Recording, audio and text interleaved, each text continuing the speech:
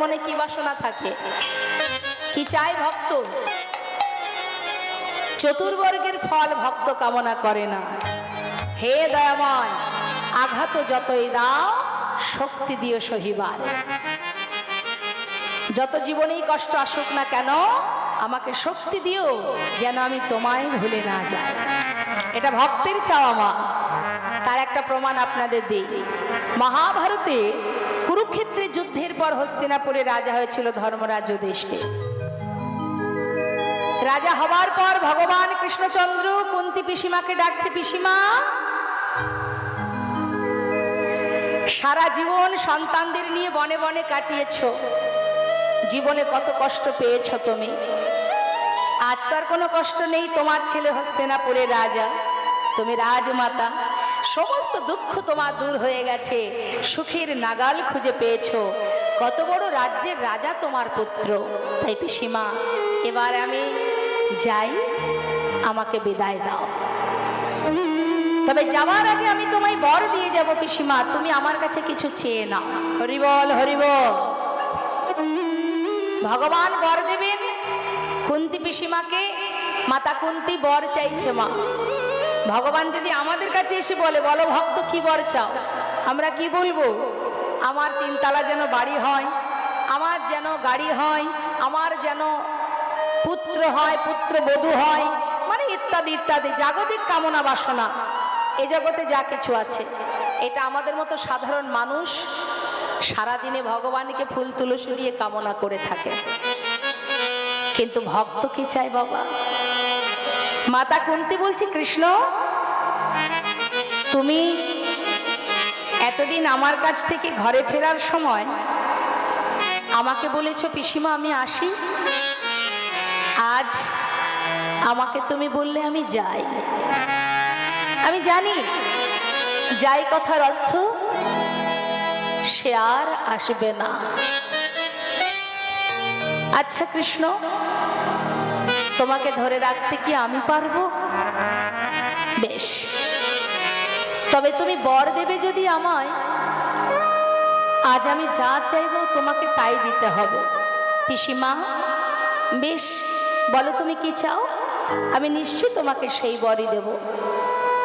চিন্তা করুন মা, সারা জীবন যে কষ্ট পেল, জীবনের শেষ সময় সন্তান হস্তিনাপুরের রাজা সুখের নাগাল পেতে না পেতেই মাতা কুন্তী কৃষ্ণের কাছে চেয়ে বসলো, কৃষ্ণ যদি বর দেবে এই বর দাও।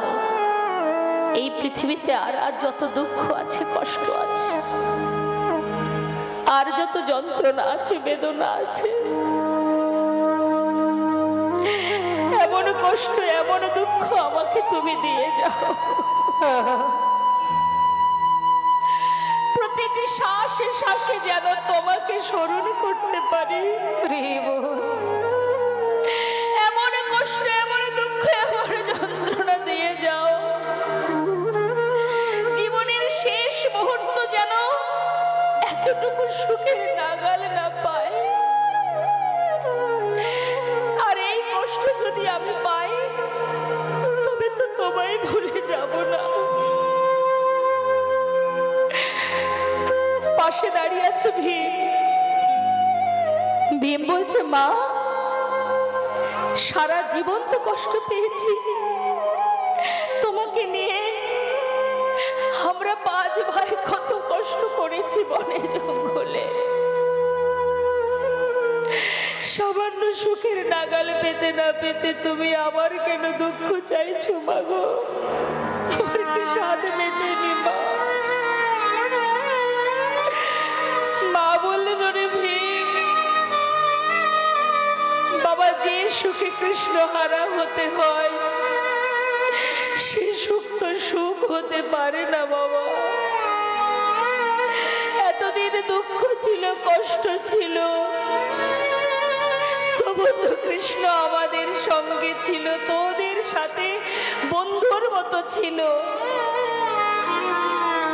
আজ আমার পুত্র হস্তিনাপুরের রাজা, আমি রাজমাতা, জানি না বাবা এত সুখ পেয়েও যেন কোথাও আমার মনের মধ্যে কষ্ট হয়, কৃষ্ণ ছাড়া আমি থাকতে পারবো না।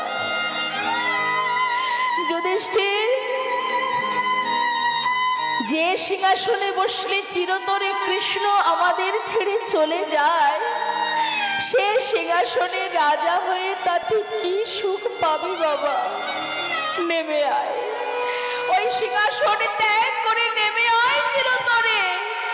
যে কটা দিন বাঁচবো তোদেরকে নিয়ে, বাকি দিন কটা বনে জঙ্গলে কাটিয়ে দেব বাবা। নেমে আয়।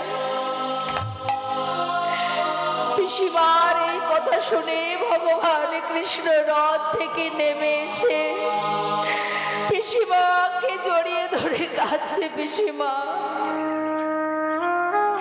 তুমি আমার জন্য এত সুখ, আমার জন্য এই হস্তিনাপুরের সিংহাসন সর্বস্ব ত্যাগ করতে চাও তুমি? পিসিমা, তুমি আমায় কত ভালোবাসো, যার কারণে আজ সোনার সিংহাসন তোমার কাছে তুচ্ছ হয়ে গেল। আমি তোমার ভক্তিতে বাধা পড়ে গেলাম, আমায় তুমি ক্ষমা করো পিসিমা। আমি কথা দিলাম কোনোদিন আমি তোমার সঙ্গ ছাড়া, তুমি যখনই স্মরণ করবে আমি তোমার কাছে এসে ধরা দেব পিসিমা। ভগবান চিরতরে বাধা পড়ে গেলেন। ভগবান বললেন, ভক্ত আমার মাতা, ভক্ত আমার পিতা, ভক্ত আমার গুরু, আদর করে নাম দিয়েছে আমার নাম বাঞ্ছা কল্পতরু। ভক্ত দিলে খায়, না দিলে উপবাসে যায়। ভক্তের হাতে প্রেমের ডুরি, ভক্ত যেদিকে ঘোরায় আমি সেই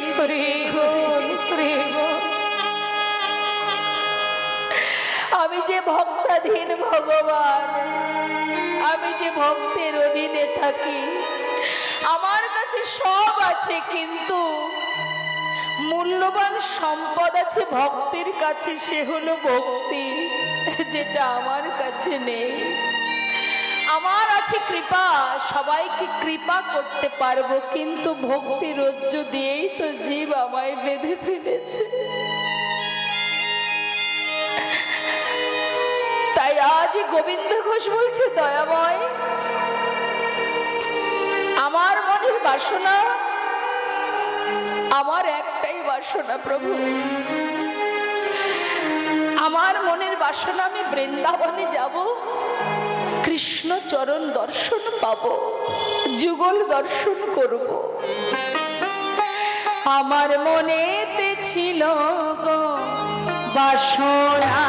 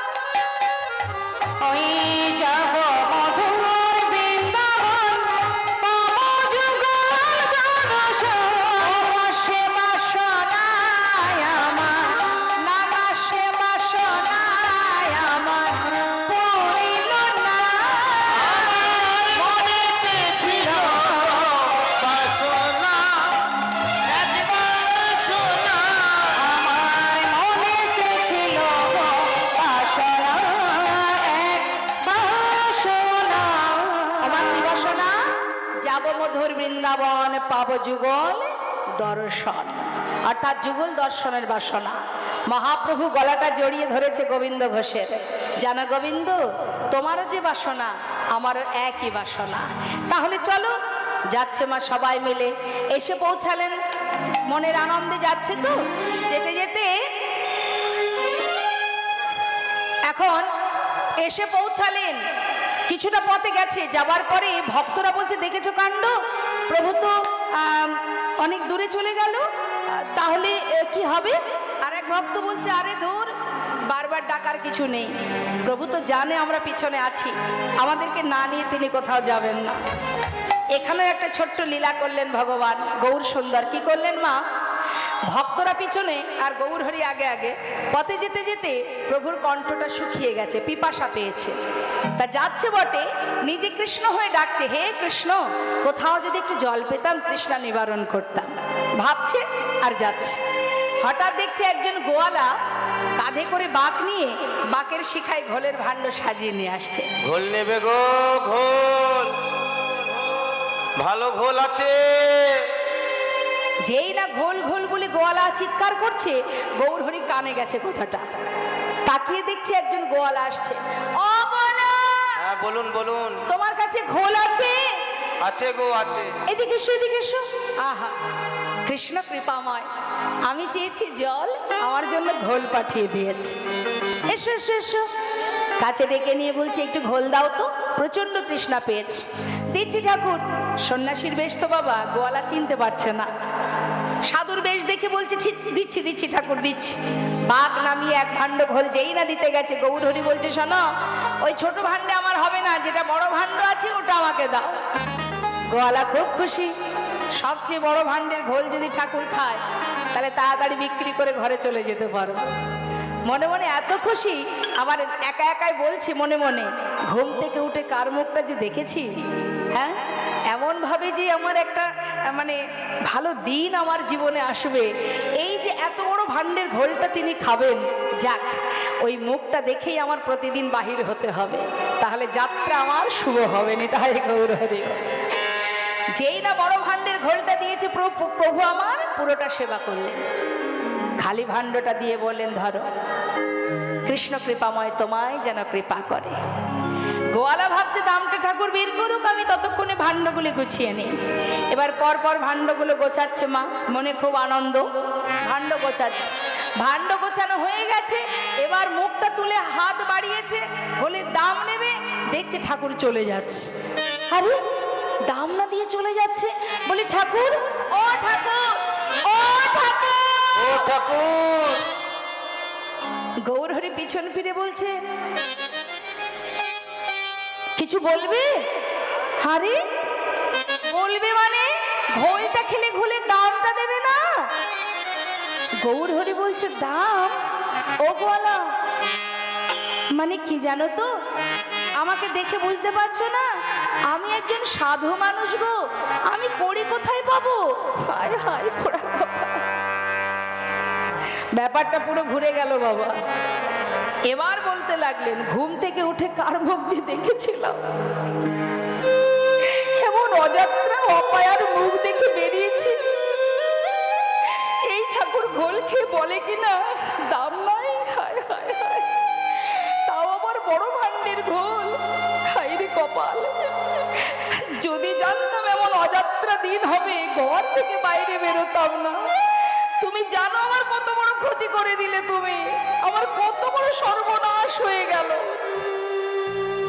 পথের ধারে বসে কাঁদতে দেখে প্রভু মনে মনে ভাবছে, আহা, অর্থের জন্য কাঁদছে। এসে দাঁড়িয়ে বললেন, কেঁদো না, আমায় না হয় সন্ন্যাসী, আমার কাছে কিছু নেই, পিছনে আমার অনেক ভক্ত আসছে, তাদেরকে তুমি বলো ঘোলের দাম তারা দিয়ে যাও। গোয়ালা দেখছে সাধু মানুষ, মিথ্যা কথা বলবে না নিশ্চয়ই, তাহলে একটু অপেক্ষা করি।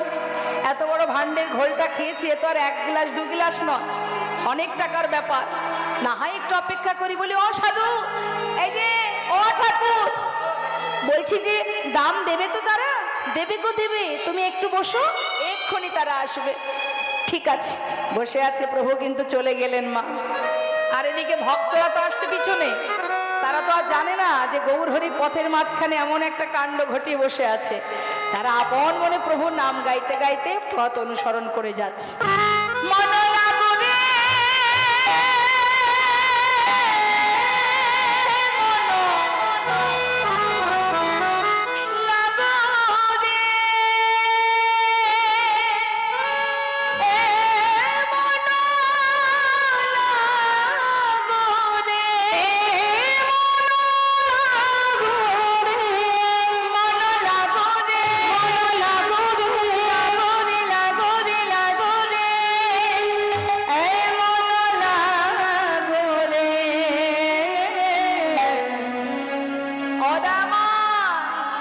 তোহারি চরণে মন লাগো রে, তোমারি চরণে মন লাগো রে, তোহারি চরণে মন লাগো রে, মন লাগো রে, মন লাগো রে।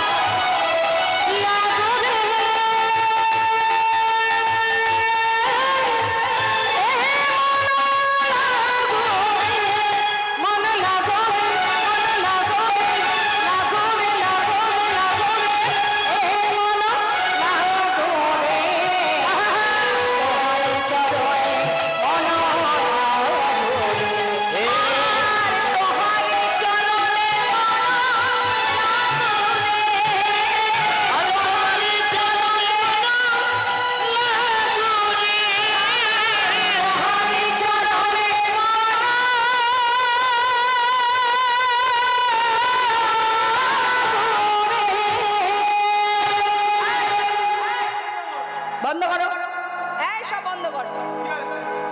ভক্তরা তো আসছে মা, হঠাৎ গোয়ালা বলছে সব বন্ধ করো, বন্ধ করো, খোল করো, তার বন্ধ করো। আরে কে তুমি পথের মাঝখানে এইভাবে বসে আছো?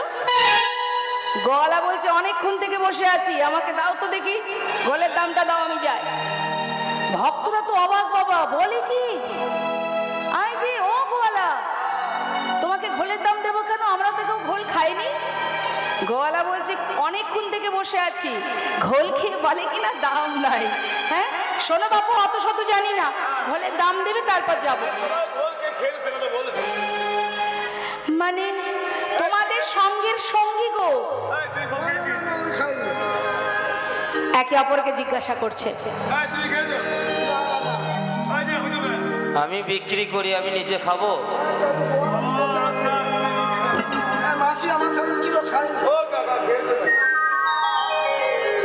কি গো মা, আপনারা ঘোল খেয়েছেন নাকি গোয়ালার কাছ থেকে? দেখো গোয়ালা, আগে বলতে হবে কে খেয়েছে।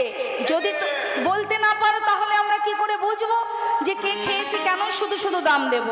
না খেয়ে ঘোলে দাম দিতে হবে, এটা কি হতে পারে? হ্যাঁ? বলো না, আমি সাধু মানুষ, আমি অত চিনি না। নাম বলতে পারবে না আমি তো সেটাও শুনিনি। বাড়ি কোথায় সেটা বলতে পারবে না তাও পারবে না না, দেখতে কেমন সেটা বলতে পারবে সেটা যদি বলো তুমি একটু একটু বলতে পারো। তার দেখতে জানো এমন মানুষ আমি আগে কখনো দেখিনি গো। তার দেখতে কেমন জানো, ঠিক নদিয়ার চাঁদ গৌর হরির মতো। আহা নবীনা যৌবনা,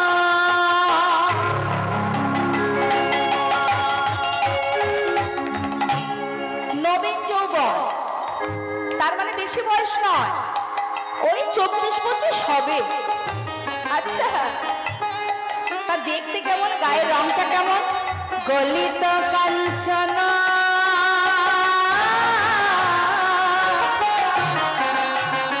কাঞ্চন, হ্যাঁ গো, সোনা আগুনে দিলে যে রং হয় তার অঙ্গের বরণটা তেমন। আর পরনে কি আছে তার? দেখলাম কোটি তটে রাঙাবা, দেখলাম নবীন যৌবন,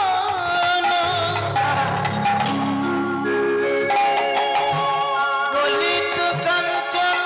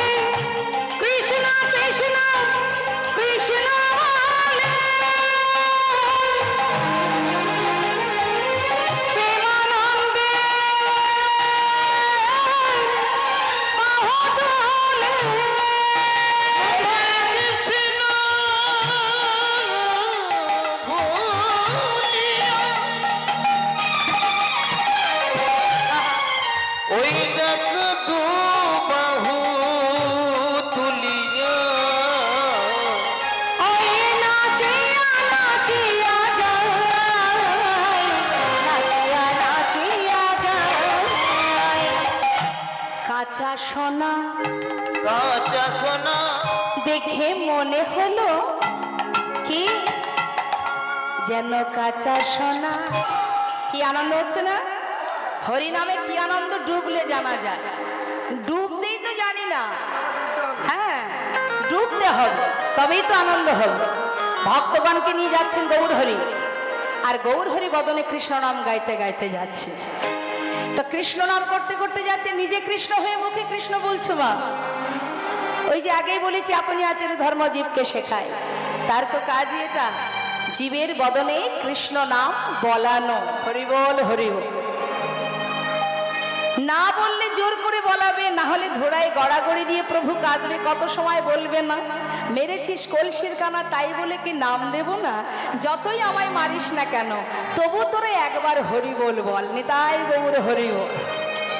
একবার বল, একবার কৃষ্ণ নামে যত পাপে হরে, জীবের সাধনা, জীবে কত পাপে করে, জীবের সাধনা, জীবে কত পাপে করে।